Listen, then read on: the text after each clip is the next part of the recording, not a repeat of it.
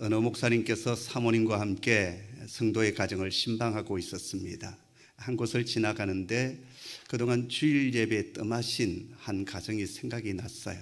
그래서 지나가시다가 그 집 앞에 초인종을 딩동 하고 눌렀습니다. 근데 아무런 응답이 없는데 분명히 안에 인기척이 있는 거예요. 그래서 다시 한 번 더 초인종을 눌렀습니다. 분명히 인기척이 있는데 아무런 응답이 없었어요. 그래서 목사님께서는 메모지를 꺼내어서 요한계시록 3장 20절 그렇게 적어두고 갔습니다.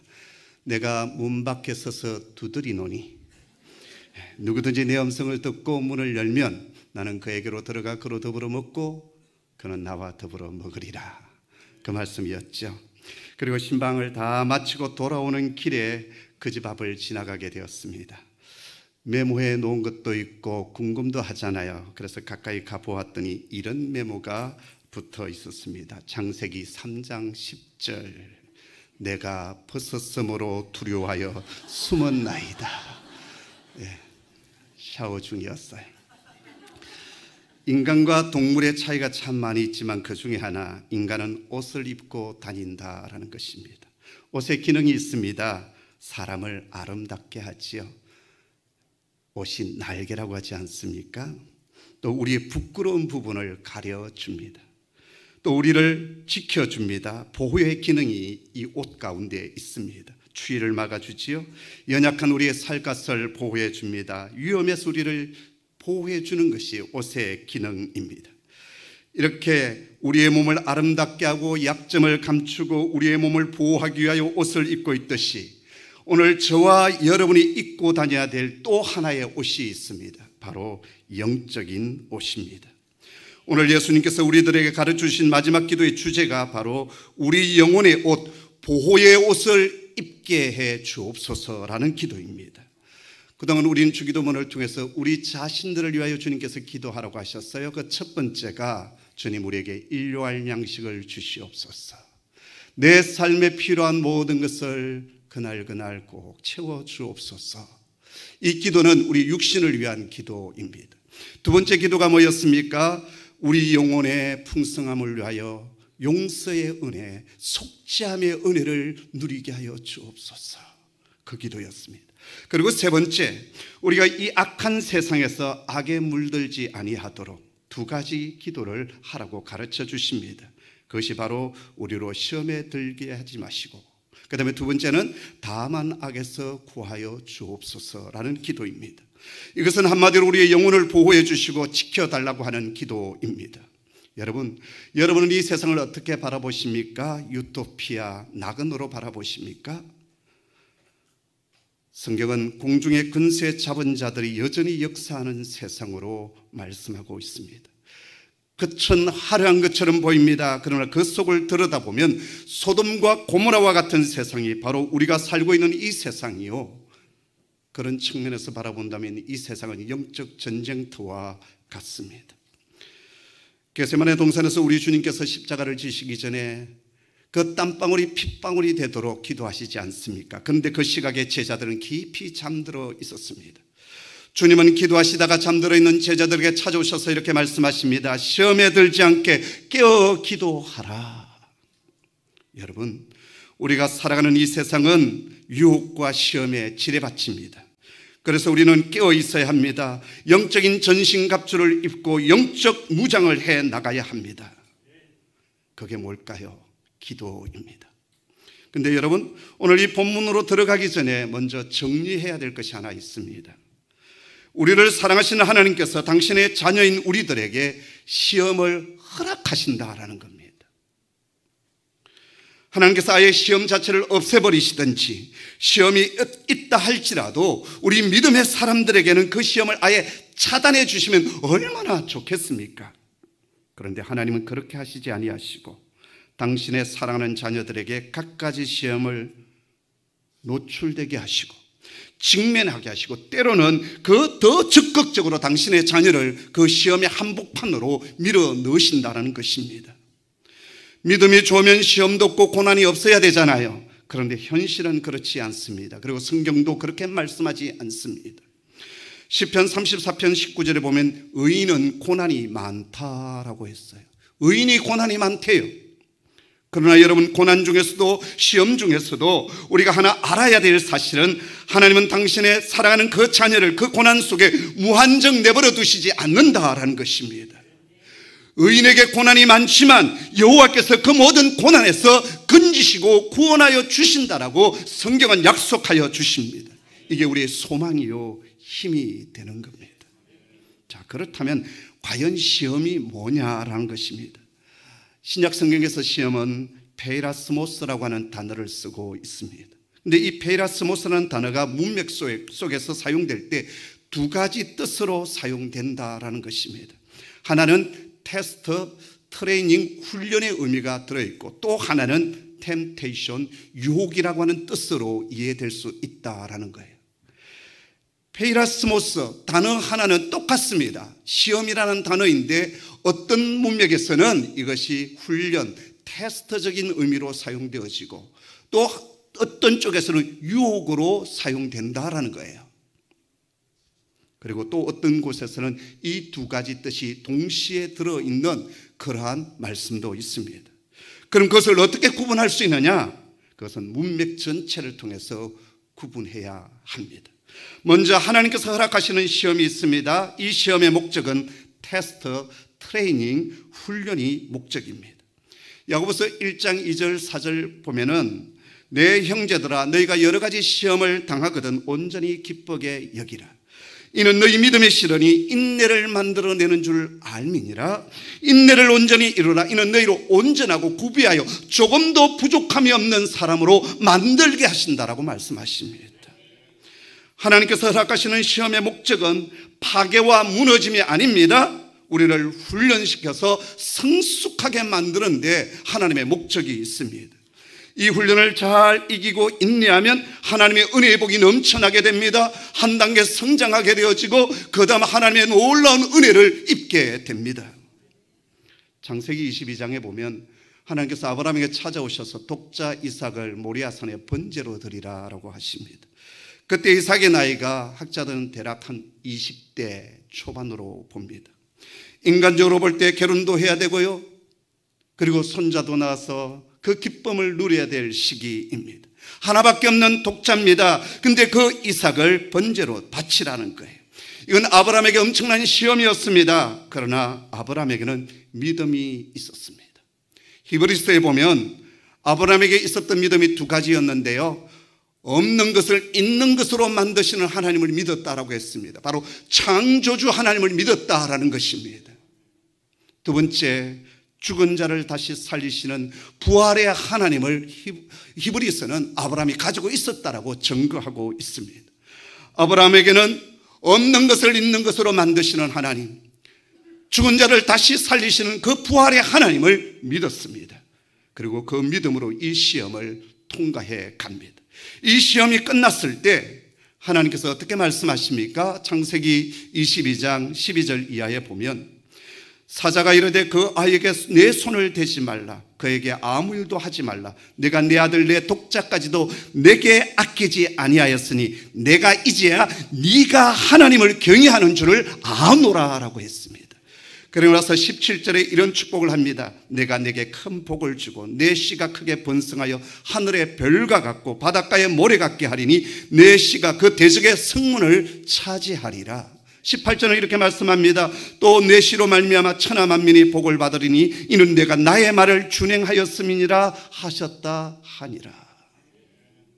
나의 말을 준행했기에 내가 이 복을 너에게 확정하여 주신다 말씀하여 주십니다. 아브라함이 이 시험을 통과했을 때 진정한 믿음의 조상이 됩니다. 야고보 장로는 야고보서 1장 12절에 시험을 참는 자는 복이 있나니 이는 시련을 견뎌낸 자가 주께서 자기를 사랑하는 자들에게 약속하신 생명의 멸류관을 얻게 한다라고 하십니다. 여러분, 시련 없이 자란 신앙은 연약합니다. 하나님은 때로 당신의 사랑하는 자녀들을 시련의 풀무불 속에 집어넣으십니다. 그래서 연단하시고 단단케 하십니다. 그리고 그 시험을 통과하는 자에게 당신께서 예비하여 주신 멸류관을 주십니다. 어린 아이도 한번 아프고 나면 단단해지고 영악해지지 않습니까? 지혜가 생깁니다. 부쩍 성장했다는 것을 느낍니다. 개인도 교회도 실현의 시기가 있고 연단의 시기가 있습니다. 그러나 그 실현의 연단의 시기를 잘 견뎌나가면 그 다음 그 공동체에 부어주시는 하나님의 임재와 하나님의 역사하심이 있는 거예요. Q마크라는 것이 있습니다. 시험 기간에서 테스트를 거친 후에 그 제품의 기술을 보증하는 겁니다. 우리 믿음의 사람들은 하나님께서 주시는 Q마크가 있어야 됩니다. 믿음의 Q마크가 있어야 돼요. 제가 목회를 하면서 늘 안타까운 것은 그 단계를 넘어서지 못하는 사람들이 있다라는 거예요. 그 단계만 넘었으면, 이 시련만 넘었으면 정말 하나님 앞에 아름답게 쓰임받는 큰 그릇이 될 수 있는데 그 단계를 넘어서지 못하고 무너지는 그런 분들을 볼 때 너무나도 안타깝다라는 것입니다. 난세에 영웅이 난다고 하잖아요. 믿음의 원리도 마찬가지입니다. 어려울 때 진짜 믿음의 사람이 일어서게 되는 겁니다. 존경받는 리더십이 그때 세워지게 되는 것입니다. 모든 것이 좋고 평탄할 때는 몰라요. 그러나 진정 어려울 때, 시련의 시기, 시험의 시기, 고난의 시기에 진짜 믿음의 사람이 일어서게 되고 쓰임받게 되고 존경을 받게 되는 것입니다. 무엇보다도 하나님의 인정된 사람이 그때 세워지게 되는 거예요. 하나님은 우리의 신앙을 검증하기 위하여 우리에게 시험을 허락하십니다. 그리고 이 시험을 통과할 때 복이 있습니다. 은혜가 있습니다. 여러분, 이 시험을 통과하는 믿음의 사람이 되기를 주의 이름으로 축복합니다. 두 번째, 사단이 주는 시험이 있습니다. 템테이션, 유혹이지요. 우리를 죄악의 구름등에 빠뜨려서 저주와 파멸의 길로 가게 하는 유혹의 시련이 있습니다. F.B. 마이어라고 하는 영국의 설교가는 하나님은 우리를 올라가게 하기 위하여서 시련을 주시고 시험을 주시지만 사단은 우리를 내려가게 하기 위하여 시험한다라고 했습니다. 하나님은 우리의 믿음을 연단시키시고 복의 그릇으로 만들기 위하여 시험을 하십니다. 그리고 시련도 주시지만 우리를 골탕 먹이고 죄에 빠지도록 유혹의 덫을 놓는 분은 결코 아니십니다. 파괴적인 시험은 오직 사단으로부터 옵니다. 이 시험은 에덴 동산에서부터 처음 시작되었고 첫사람 아담과 하와는 이 일에 실패했습니다. 그래서 인간은 에덴 동산에 쫓겨나게 되었고 수많은 가시덤불과 엉겅퀴가 인간을 공격하기 시작합니다. 그때 이후로 인간은 옷을 해 입어야 했습니다. 그러나 인간은 육신의 옷을 입을 줄은 알았지만 영적인 옷을 입을 줄을 몰랐습니다. 그래서 오늘 주님께서 우리에게 기도를 가르쳐 주시면서 내 사랑하는 자녀들아, 영적인 옷을 입어라. 악한 사단의 권세로부터 수많은 가시덤불과 엉겅퀴로부터 너희를 지킬 영적인 옷을 입어라. 죄악이 너희를 함몰시키지 아니하도록, 그 어둠의 권세가 너희를 무너뜨리지 않도록 영적인 옷을 입어라라고 가르쳐 주십니다. 그것이 13절의 말씀이에요. 우리 13절의 말씀을 다시 한 번 더 읽도록 하겠습니다. 함께 읽습니다. 우리를 시험에 들게 하지 마시옵고 다만 악에서 구하시옵소서. 나라와 권세와 영광이 아버지께 영원히 있사옵나이다. 아멘. 여기 이 기도에서 해석해야 될 단어 하나가 있습니다. 바로 악이라고 하는 단어입니다. 정관사가 붙어 있는데 우리 번역에서는 정관사가 없이 그냥 나와 있습니다. 그러나 헬라 원문을 보면 정관사가 붙어 있어 바로 그 악이다 이렇게 되어 있어요. 그러면 그 악이 구체적으로 무엇이냐라는 것입니다. 헬라어에서 남성 명사가 붙어 있으면 그 악은 사람이 되어서 사단이 됩니다. 중성 명사가 되면 그 악은 악한 행위, 악한 행동이 됩니다. 그래서 루터는 그 악을 사단으로 보았고요. 어거스틴은 악한 행동, 악한 행위로 보았습니다. 칼빈은 사단도 될 수 있고 악한 행위도 될 수 있다라고 해석했습니다. 왜냐하면 악한 행위는 악한 뿌리인 사단으로부터 나오기 때문입니다. 그래서 다만 악에서 구하소서라고 하는 이 기도는 사단의 권세로부터 구해주소서라는 뜻도 되어지고요, 악한 행위와 악한 일들, 악한 생각 속에서 우리를 구원하여 주소서, 그런 뜻도 되어집니다.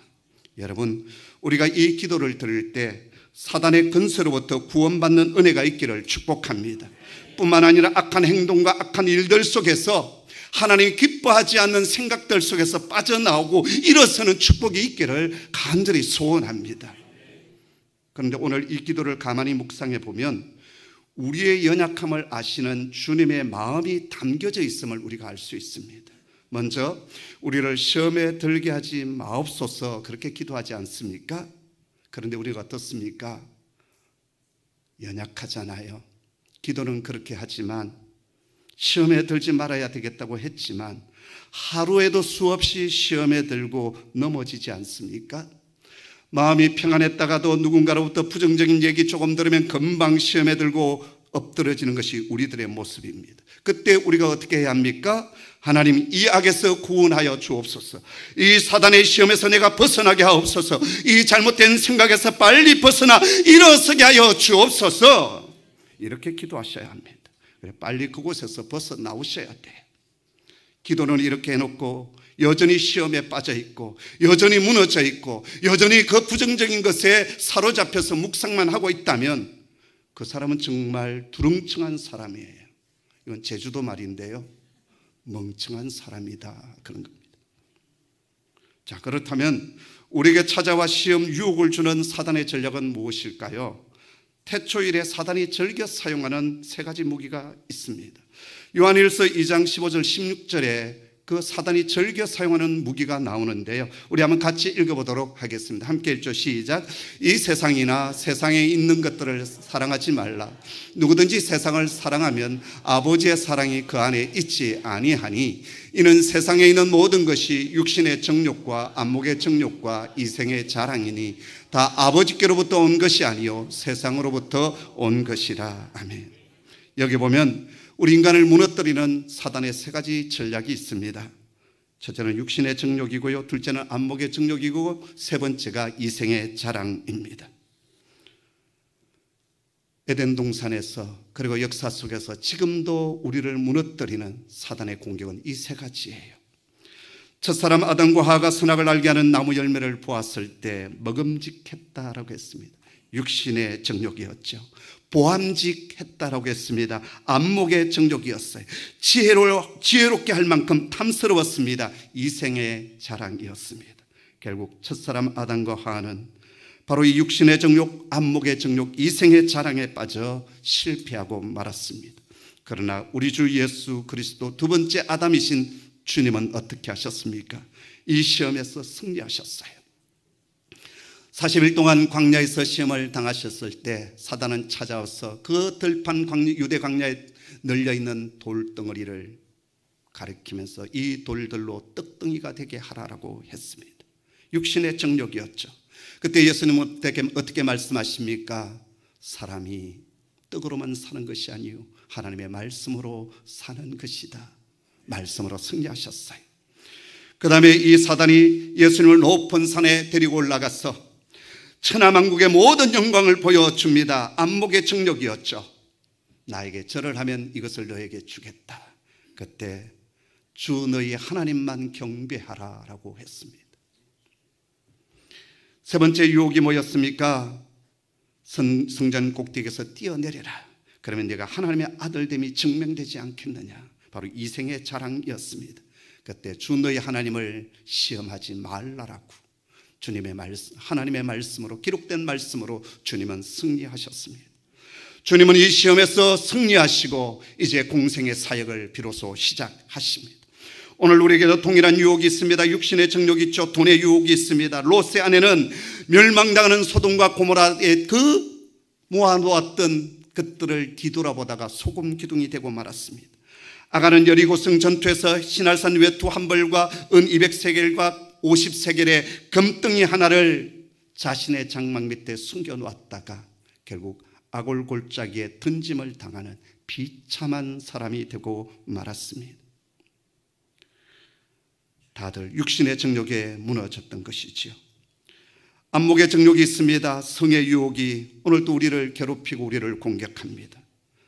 성군 다윗 왕은 이 유혹에서 무너졌고요, 요셉은 이 유혹에서 승리했습니다. 명예에 대한 유혹이 있습니다. 이생의 자랑이지요. 사울왕은 처음 왕이 되었을 때 그는 겸손 그 자체였습니다. 그러나 그는 교만해졌습니다. 직분이 하나님으로부터 주어졌다는 사실을 잊어버렸습니다. 결국 망하는 길로 가고 말았지요. 에스더에 나오는 하만을 보십시오. 불타는 명예욕과 권력욕 때문에 세상의 웃음거리가 되었고 그 끝은 비참해졌습니다. 자, 그렇다면 우리가 이 시험으로부터 어떻게 승리할 수 있을까요? 과연 승리의 비결이 무엇이겠습니까? 첫째, 이 세상이 지뢰받침을 기억하십시오. 곳곳에 유혹과 공격과 그리고 영적 지뢰밭이 널려 있음을 여러분 기억하십시오. 두 번째, 악의 세력인 사단을 과소평가하거나 과대평가하지 마십시오. 사단은 없다, 다 심리적인 한 현상에 불과하다는 사람이 있습니다. 아닙니다. 사단은 실제합니다. 악한 영, 귀신이 있습니다. 사단은 단수로 나오고 귀신은 복수로 나옵니다. 사단은 대장이고요, 귀신은 그 졸개입니다. 사단과 악한 영들의 속성 중에 하나는 숨기고 속이는 겁니다. 거짓말장이고 살인자요, 파괴자입니다. 이것이 디아볼로스, 곧 사단, 마귀라는 단어의 뜻입니다. 우리는 사단 마귀의 존재를 인정해야 합니다. 그리고 깨어 있어야 합니다. 고 하용조 목사님께서 설교를 하시면서 제일 IQ가 낮은 마귀는 드러나는 마귀다라고 했어요. 진짜 마귀는 고상하게 그럴듯하게 우리에게 다가온다라는 거예요. 선한 얘기를 합니다. 상식을 얘기합니다. 그런데 그 뒤에 하나님을 인정하지 않는 것이 따라옵니다. 여러분, 인본주의와 기독교는 거의 비슷합니다. 98% 거의 비슷하다 생각되어져요. 근데 마지막 하나, 인본주의는 하나님의 자리에 누가 앉았습니까? 사람이 앉게 됩니다. 하나님보다 사람을 먼저 앞세우는 것이 바로 인본주의입니다. 여러분, 신앙은 인본주의에서 신본주의로 가는 겁니다. 인간 중심에서 하나님 중심으로 가는 겁니다. 만약 그렇지 않는다면 오늘날 교회는 필요 없습니다. 그냥 세상에 동아리 모임하면 되는 거예요. 항상 중심에 하나님이 계셔야 합니다. 우리가 그것을 알아야 합니다. 사단은 교모하게 우리를 속이고 넘어지게 하고 하나님을 떠나가게 합니다. 속지 말아야 합니다. 자, 그렇다고 여러분, 사단을 너무 과대평가하지 마시기를 바랍니다. 왜냐하면 우리 주님께서 사단과 싸워서 승리하셨기 때문입니다. 사단은 하나님의 독생자의 발 뒤꿈치를 물었습니다. 그러나 주님은 십자가에서 사단의 정수리를 밟으시고 부활하시고 승리하셨습니다. 이미 주님은 승리하셨고, 그러기에 너희는 두려워하지 말라라고 말씀하십니다. 하늘과 땅의 권세가 내게 있다라고 말씀하십니다. 그렇기 때문에 오늘 우리가 세 번째 해야 될 일은 예수 그리스도의 옷을 입으셔야 합니다. 말씀의 옷을 입어야 되고 예수 그리스도의 이름을 의지하며 우리는 살아가야 합니다. 아주 오래전에 참새 시리즈라는 것이 있지 않았습니까? 참새들이 전깃줄에 이렇게 쭉 앉아 있는데 포수들이 와가지고 자꾸 총을 쏴가지고 동료들이 하나 둘 죽어가는 거예요. 그래서 이 참새들이 이제 이 참새 공동체가 모여서 어떻게 하면 저 포수들의 총알에 우리를 방어할 수 있을까, 살아남을 수 있을까 작전 회의를 했습니다. 철구 참새, 흥강이 참새, 현명이 참새, 삼열이 참새, 재훈이 참새, 지현이 참새 다 모였어요. 또 저쪽 큰 숲에서도 경렵이 참새도 왔어요. 어떻게 하면 좋냐? 우리 동료들이 지금 팍팍 쓰러지고 죽어가고 있는데, 그랬더니 이과 출신인 현명 참새가 철구 참새 씨요, 저희가 방탄조끼를 만듭시다. 제가 대학 때 가졌던 그 배웠던 기술을 총동원 하여서 정말 총알이 뚫지 않는 방탄조끼를 만들도록 하겠습니다. 그래서 그것이 채택이 되었습니다. 드디어 모든 참새들이 이제 방탄조끼를 입고 탁 전깃줄에 탁 앉았어요. 쏠 테면 쏴라. 포수 가서 총을 빵 쐈는데 총알이 뚫지를 못하는 거예요. 이 참새들이 너무 기쁜 겁니다. 그래서 어깨동무를 하면서 야야 야야야야 야야야야야야야. 그때 또 포수가 총을 빵 쐈는데 앞에 있었던 철구 참새가 딱 떨어졌습니다. 왜 그런지 아십니까? 혼자 잘난 체 하면서 야야야야야야. 여러분, 교만하면 안 됩니다. 늘 주 예수 그리스도의 옷을 입고 그 방탄조끼를 강하게 붙들고 있어야 돼요. 지 잘났다고 야야야야 그러다가 죽는 겁니다. 여러분, 예수 그리스도의 옷을 입으시기를 주님의 이름으로 축복합니다. 네 번째, 기도의 옷을 입으셔야 합니다. 사단은 아무도 무서워하지 않습니다. 그러나 기도하는 사람은 무서워합니다. 아무리 연약한 성도일지라도 무릎을 꿇고 기도할 때 사단은 힘을 잃습니다. 그 교회의 힘은 어디서 나오느냐? 기도하는 사람에 의해서 나오는 거예요. 기도하는 사람들이 많으면 많을수록 그 교회는 강력한 하나님의 임재 속에서 세상을 돌파해 나가는 교회가 될 수가 있습니다.